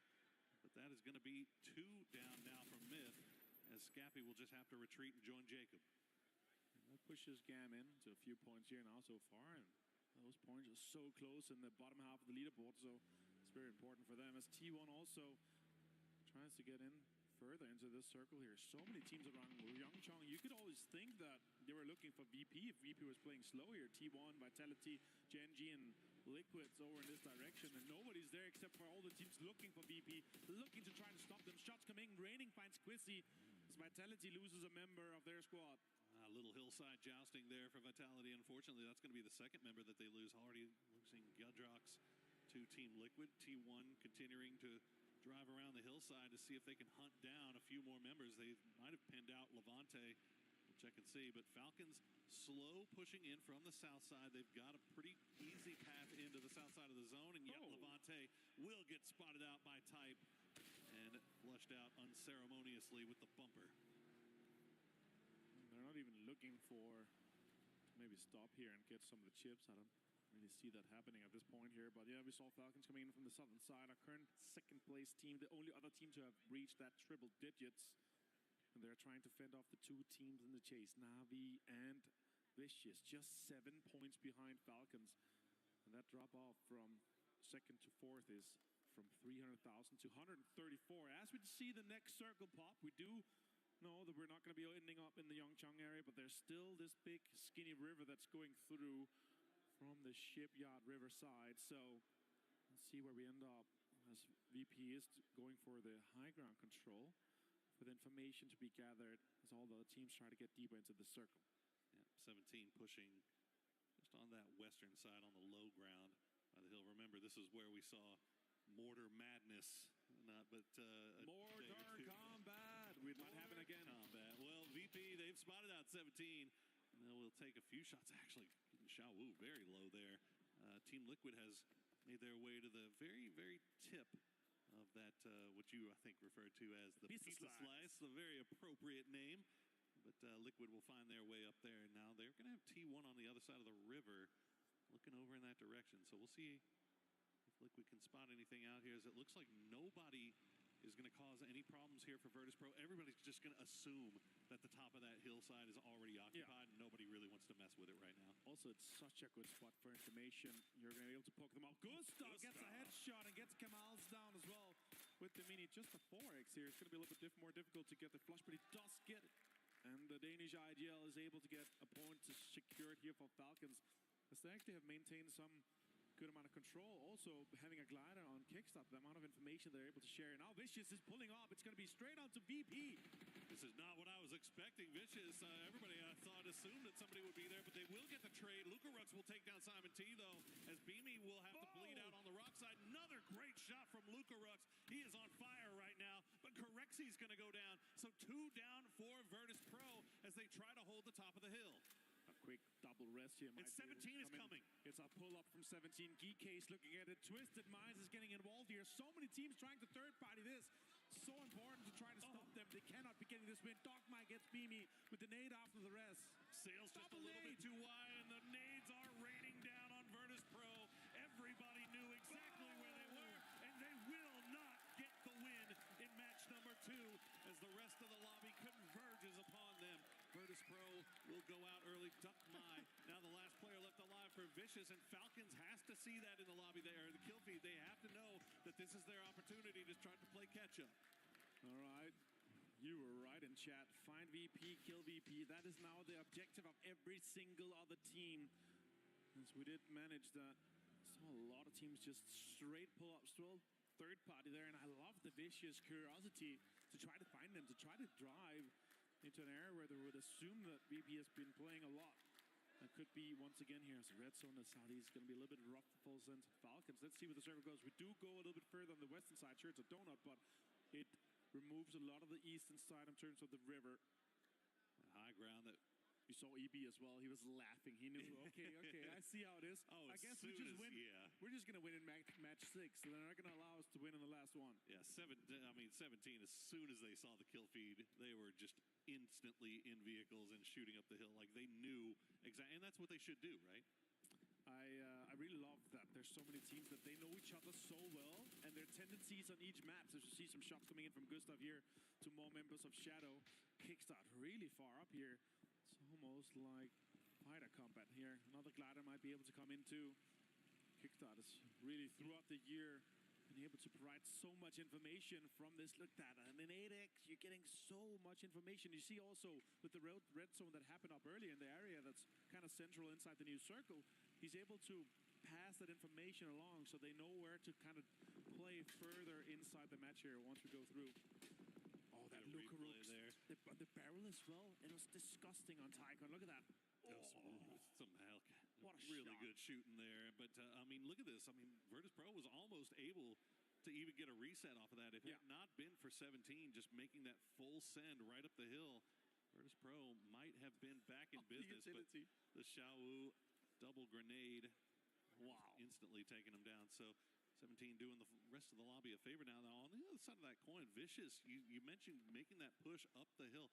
They still have a lot to fight for. They're now in third place overall, but only a 2-point lead on Navi. So now that they're down to Duckmai, it's going to be tough. It's going to be a catch-up game for Navi for sure in terms of getting closer to Falcons. If they're able to maintain the spot that they have currently inside the zone, Bean does find pretty Curdy. As you see, Lou taking some shots here from Twisted Minds towards that 17. They are trying to hold out the teams coming in from the western side as T1 is all in cars and trying to get some of the lower ground spots that also have some of these divs that's been created from earlier. T1 will stay alive for now. We see the mortars starting to fly in the background. Not sure who was sending them or who the recipient is intended to be. Let's keep an eye on the kill feed for that. Falcons, meanwhile, trying to move their way in on that south side. They've got the compound just up the hill that's occupied by Navi, and that could be a really, really important fight if it were to pop off. As there we go, the mortar's going to fly just a little bit past GK. Looks like those might be being sent over by Twisted, actually. Hear me out. Okay. 30 to 40 more points to catch up to VP to get into the threshold, but also the chase on first for match point obviously is different, but 30 to 40 points is doable in 3 to 4 games. And there's just 3 or 4 teams that can do it. And if they're able to do that, and this continues with the amount of third party we just saw on VP, VP could be caught up on. Yeah, absolutely could be, especially if teams are going to hunt. I mean, this is one of those reasons why if you're VP, you're like, okay, let's avoid any fight that we can as much as we can, because the second we get involved in a fight, we get a knock or we take a knock, everybody that's around us in range is going to know exactly that we're here. So they're going to swarm on top of, just like we saw 17 just do. As 17 actually being more active there on that western side. Looks like they're going to take a fight with AGL as they were a little bit distracted by trying to finish off Hello My Bad, and Vitality as the new circle does pop. It's going to hard shift down to the south. Great news for Navi. And Falcons right on their doorstep. You see Tiggleton back on that mortar. Gam on the move as well. Gam really trying to get this deep as we check out with Tiggleton where he could be sending this. It does look like to be going directly maybe towards Shadow. Yeah, could be Shadow too. I don't see it how deep it's going to go here. Also, you have all the bridge that's being covered, so it's really difficult to hit when you have that really broad bridge above you. And Shadow being up, all 4 guys alive, they might be looking to get some of these points here that they've been able to get. With Gustav being able to get the knock and flush before. Gustav does try to get in here, and now Wenbo gets the flush onto Delwyn. And Gustav getting and maintaining a lot of control alongside the ridge towards Shadow, so they might think that that's an opportunity for both points, but also an entry deeper into the circle if they have to sweep around on the eastern side.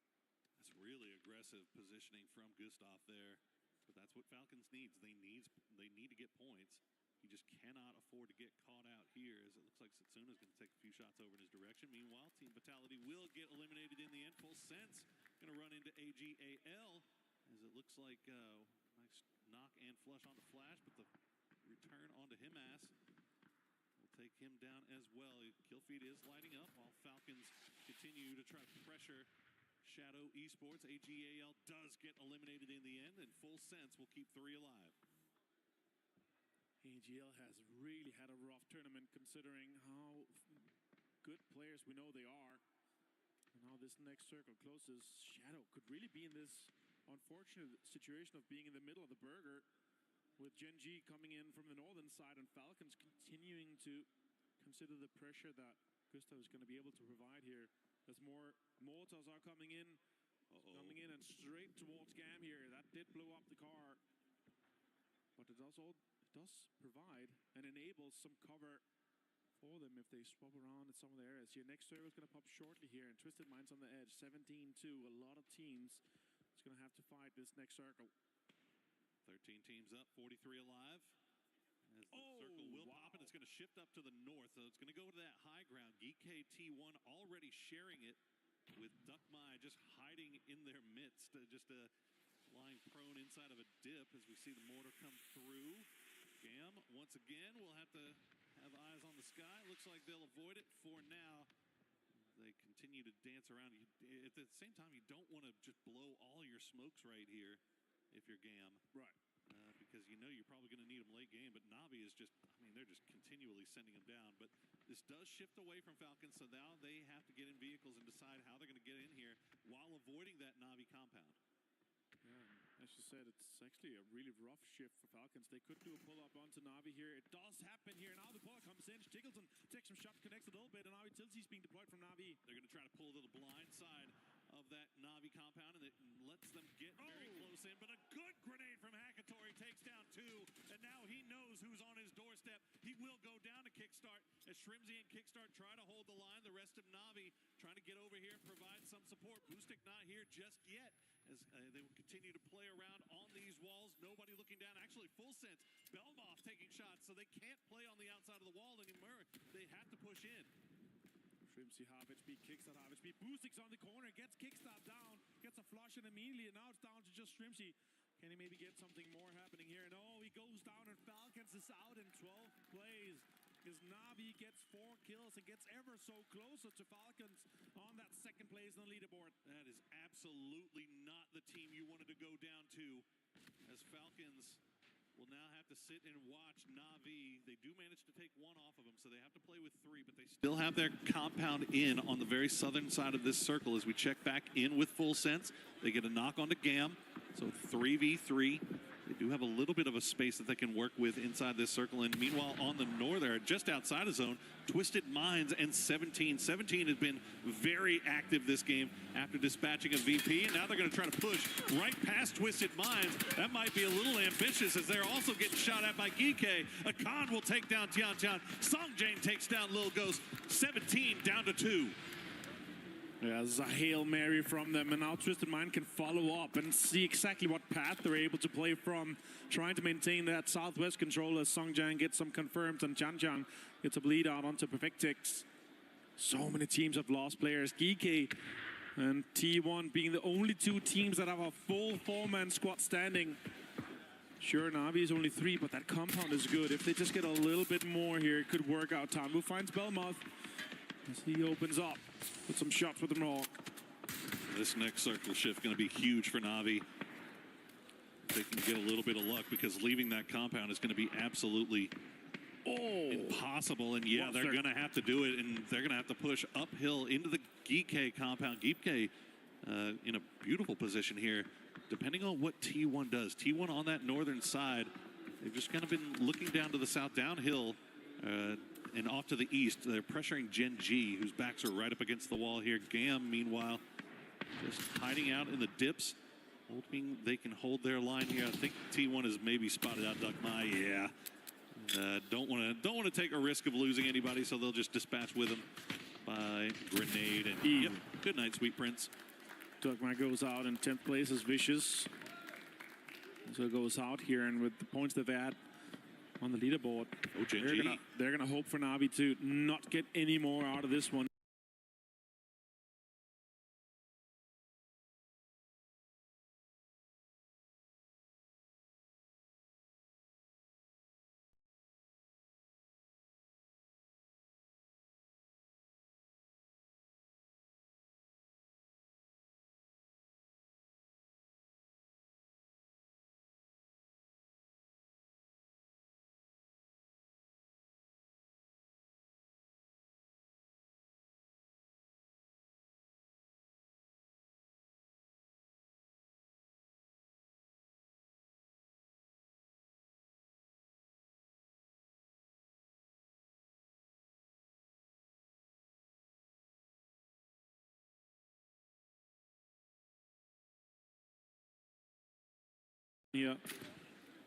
G trying to make that push right into 17, and Navi back on that mortar as well. So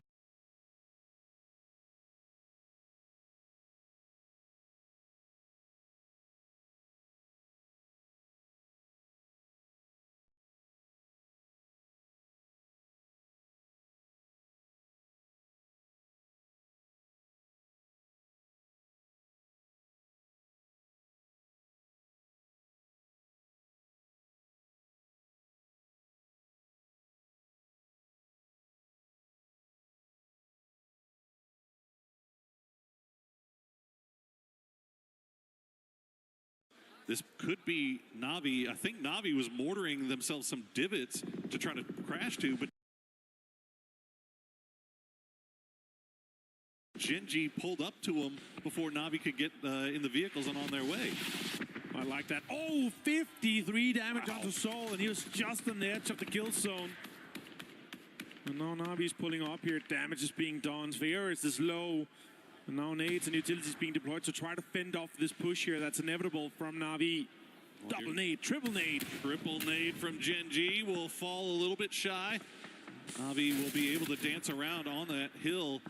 Nobody shooting in their backs just yet. Tigger will take down Tanvu, so the fight on the south still well and cooking as Gen.G now have to pay attention to Geeke, I think, who are taking shots in their back. So Navi, all things considered, after Gen.G steals the spot away that they were trying to create for themselves, they're managing to stay alive right now. And out of the 9 teams we have left alive, it's 6 on the south side, but it ends up being T1 mid and Geeke that's just fighting on the north side. Type goes down as well. Scappy gets the flush. Heather finds Scappy though. And T1 is down to just a 2-man with Heather and Raining. There's a Panzerfaust in his hands, and Jacob is trying to roll around on this absolute stolen BRDM. Thanadol finds Lou, and the fight in the south completely evolves now as so many teams are involved. Thanadol finds Lou for the flush as well. It's a huge problem for T1 there, as they were 4 strong, but they lose 2 to the duo of Myth. And now Jacob alive in that BRDM. Gen.G actually going to send it back up here, up to the north. They're going to get right on top of the BRDM, and they're going to take out Jacob and the BRDM as well, but he goes down as the BRDM will move just slightly on the explosion. And yeah, T1 knows it. They're immediately pushing. Heather's got the grenade in hand. He's been having himself a heck of a tournament so far. Now he's looking to collect yet another point, and he will. Puts it right in his pocket. T1 managing up to 6 points now. Full sends out in 7. Heather continues his fracking capabilities, finds another flush as well to get T1 on 7. That pushes them further up the leaderboard to try to catch up, just 6 points shy of 7th place on their 10th place. So that's huge now. Navi activates. They have to get into this circle here, but there's a wall of 17 Gen.G and Twisted Mind players, including the most amount of drops I've ever seen. Santa has just flown over Takeo and dropped every single present that he had in his bag. Look at that flying in. Goodness gracious, he must have crash landed. And no, double drop next to each other. Things have been going great here for Navi. The fact that they were able to leave that compound and keep all 3 alive is huge. And now they're only 3 points back from Falcons, but they do have to make their way into the zone. And you can see T1 already sniffing over here. 17 obviously looking in that direction as well. Twisted Minds using that rock to try to find some kind of height. There you go, Raining will find Spiro. Follow up with the Molotov. Boostic now on the clock. He's down to half HP. He'll take down Heather. Gets another point, but now Ferris, the last one left alive, as Raining will go and secure 2 points for himself and T1.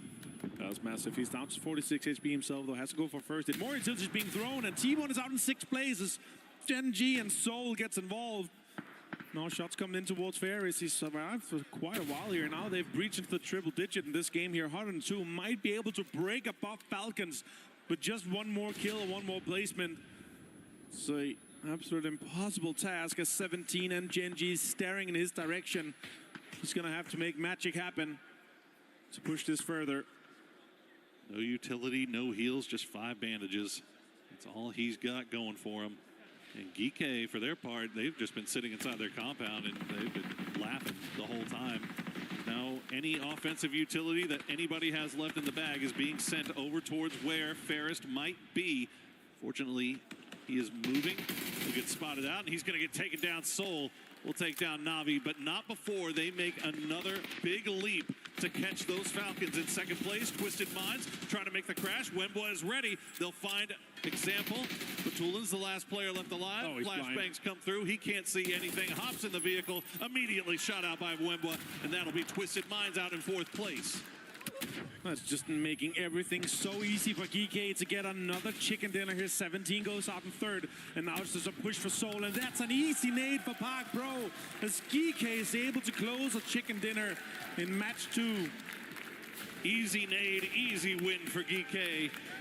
Congratulations to him, but the story has to be top of the table. Virtus Pro gets swarmed almost immediately. First team that gets taken out, and then the Falcons crashing onto Na'Vi and losing that fight, allowing Na'Vi to catch up to within 1 point of second place. Everything so close up there. Vicious Gaming also not too far behind Na'Vi and Falcons. They were the ones that kind of instigated the crash onto Virtus Pro to begin with. So helpful for the rest of the lobby, but they lose a lot of players in the process. Yeah, and Soul on a single mission to put himself in the MVP conversation. 5 kills in that game. Might be able to put himself above Nixie in overall kills. And to maybe tie him up on the total damage done. What a game from him. Beautifully played here. Batulis does find Shabu there, and that really just made everything so easy for GK in that match. I'm sure they end up on 4 kills, 14 points for them, and they're obviously happy about that. That's going to push them up the leaderboard. They started the day, or started this game on 6th place and 75 points. That's going to put them up into 89. And again, them being even closer and staying inside that top 6 is crucial for GK Esports. The Twisted Minds, Gen G, T1, 17, all having big kill games that time around to make themselves a little bit further up that leaderboard. Try to gain a little bit more cash. Maybe, just maybe, if VP keeps slipping, maybe they can make a run, a miracle run. It's not possible, is it? There's no way it could happen. Well, we've still got 4 games left today to find out, as Virtus Pro is left to think about their strategy for the next few. We're going over to Miramar next. So what will they do there? Will a win be waiting for them, or will all the teams swarm on them once again to put them up against the wall? Well, we are going to find out soon, but before we do, let's throw it down to Kalaris, who's got an interview. All right, that's right. We are here with Spyro from Na'Vi, who were able to take game 1 of the day after being able to dispatch of some of the contenders here for all of this. First question, Spyro, to get things rolling. Obviously, you were able to win that first game. What was going through the team's head towards the end of the game? What were the threats, the problems that you had to solve in the end of that game? Yeah, zone was good, really good for us, but we needed to make tough decisions, to be honest, because it's not that easy. That last circle was not that easy, so there was tough decisions, but we made it. That's it. Okay, so we heard earlier on in the tournament that you are now IGLing here for Na'Vi. How has that shift been for the team? And what do you think, and how well do you think it has gone so far as you as IGL? I think I'm learning now, so I feel comfortable on this role, so that's it. I feel comfortable. Okay, and final question. Obviously, Virtus Pro is now in a position where if they win, they will become the champion. Does that change anything for what Na'Vi's going to do? I think a lot of teams are trying to go for second place, considering how far ahead they are. Does that change anything for Na'Vi? Not at all. We wouldn't change anything. So that's it. Okay, thank you very much, Spiro. That does it down on the stage here. It is time to head on over to more here from Esports World Cup.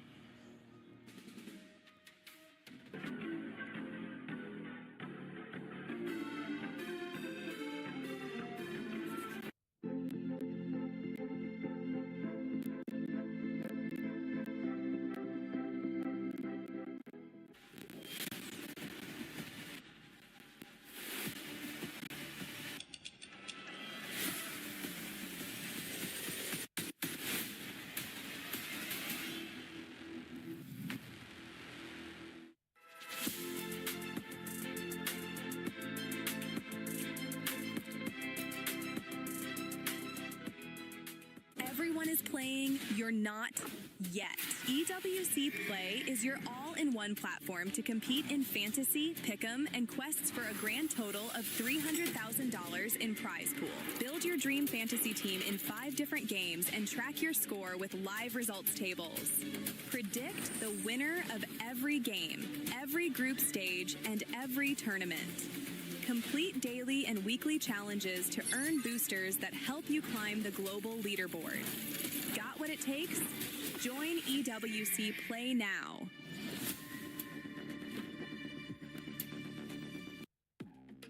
It's getting spicy on this final day. We all thought it was going to be VP being able to close it out.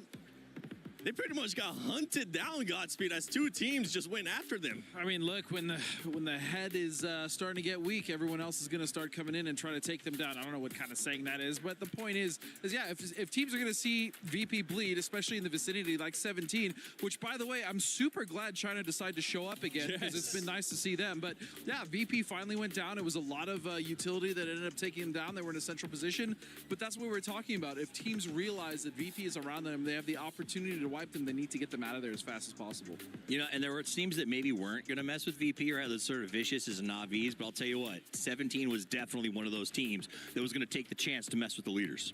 Yeah, I mean, Gen G was able to get those points, 15 points right there, but it actually ended up being GK getting that win. And that's important because that's one team, Lace, that is actually in club championship. So it's good for them to get this point. Yeah, I mean, it is really good for them. They do want to make their way up the leaderboard, whether or not they'll sort of reach that threshold before our VPs and stuff like that. It's probably not going to happen. But you know what? After the VP debacle and all the nades flying into them, you know, I kind of had a feeling it might have went in favor of the Falcons. They sort of did, again, have like a difficult rotate to get into there. But look, they're scouting, but they're not collecting these eliminations, which is making it incredibly difficult for them to sort of push up to that threshold. And I mean, that's, you know, we're a couple of games down and they have not showed up for that. But, you know, you look at GK and stuff like that, not going to be able to sort of chase that sort of tail. But, like, can we talk about Na'Vi? Because, damn, they are now just under Falcons after an exceptional run from them. And, I mean, this is the 3 teams that we want to be having a look at. Now, this is if we were to say VP were to be sabotaged again, we could look at Falcons and Na'Vi taking over. There's just so much money at stake, too. Not just being in first place. When you go from second place to third place, I believe the difference is about $100,000. So Na'Vi wants to stay as close to second place as possible. 100%. And honestly, you know, and maybe I'm wrong here, guys, but it feels like at this point, you just have to accept that, like, this is VP's tournament to lose. So you have to play as those next 3 teams to, like, get your points where you can and hope that if VP drops the ball, maybe you get first, but you just want to end up as second or as close as you can.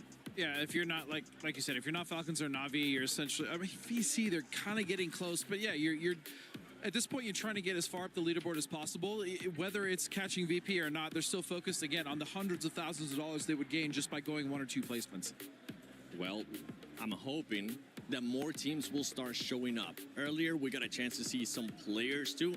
Kiss from mid, being able to just take care of Falcons. When we're talking about players, as we've been able to talk about in the past, what is one player that you would like to see step it up in this upcoming matches? I want to see a little more out of Hakatori. I think we saw a really good glimpse of his brilliance on that crash by Falcons when he got the double grenade push out.